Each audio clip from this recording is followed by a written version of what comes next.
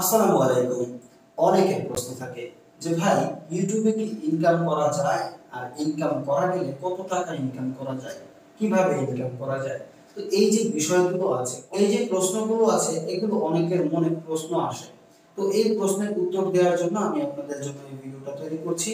অবশ্যই ভালো লাগলে লাইক করে দিবেন। আমরা যারা কিনা ইউটিউবিং করতে চাই তাদের মনে এই প্রশ্নটা আসা স্বাভাবিক, কারণ কষ্ট করে ভিডিও তৈরি করতে হয়, আর ভিডিও তৈরি করতে গেলে অনেক খরচেরও ব্যাপার স্যাপার আছে। তো এই যে আমাদের কস্টিংটা হয় সেটা আমরা উঠাই কিভাবে, আর সেটা থেকে আমরা মানে চলি কিভাবে। তো অবশ্যই আপনার মনে এই প্রশ্নটা আসা স্বাভাবিক, এটা জেনারেল পাবলিক প্রাথমিক কোশ্চেন। তো এটার অ্যানসারটা হচ্ছে জি হ্যাঁ ভাই, আপনি অবশ্যই ইউটিউব থেকে ইনকাম করতে পারেন। হ্যাঁ, এটা আপনি যখন কিনা কাজ শুরু করবেন সেখানে আপনি একটা সামান্য মাত্রায় ইনকাম পাবেন। তো আপনি যদি ডে বাই ডে কাজ করে যান সে তার মাধ্যমে কিন্তু আপনি ইনকাম করতে পারবেন। সো মোট কথা হচ্ছে আপনি অবশ্যই ইউটিউব থেকে ইনকাম করতে পারবেন। আর ইউটিউব থেকে কত টাকা ইনকাম করা যায়, ভাই ইউটিউব থেকে কত টাকা ইনকাম করা যায় সেটা আমি আপনাকে একদম লিখিত বা হচ্ছে ডিরেক্ট বলে দিতে পারবো না। কারণ হচ্ছে ইউটিউব নিজে বলে না যে আপনি সর্বোচ্চ কত টাকা পর্যন্ত ইনকাম করতে পারবেন, তার মানে আপনি আনলিমিটেড ইউটিউব থেকে ইনকাম করতে পারবেন।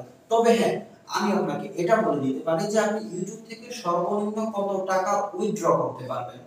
আপনি ইউটিউব থেকে সর্বনিম্ন $100 হলে উইথড্র করতে পারবেন। আপনার চ্যানেল যখন মনিটাইজ হবে, মনিটাইজ থেকে যখন কিনা আপনি ইনকাম করতে পারবেন অ্যাডের মাধ্যমে, সেই অ্যাড থেকে আপনার যখন কিনা $100 অ্যাডসেন্স অ্যাকাউন্টে জমা হবে, সেই ডলারটা আপনি আপনার ব্যাংক অ্যাকাউন্টে নিতে পারবেন তখনই যখন কিনা আপনার $100 হয়ে যাবে। সো আশা করি বুঝতে পারছেন যে কিভাবে ইনকামটা হয়, আর কত টাকা ইনকাম হলে আপনি উঠাতে পারবেন, আর কতটা পর্যন্ত ইনকাম করা যায়।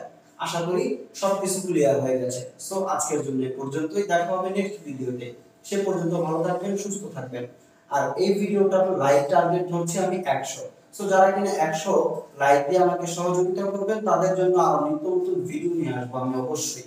সো আজকের জন্য আল্লাহ হাফেজ।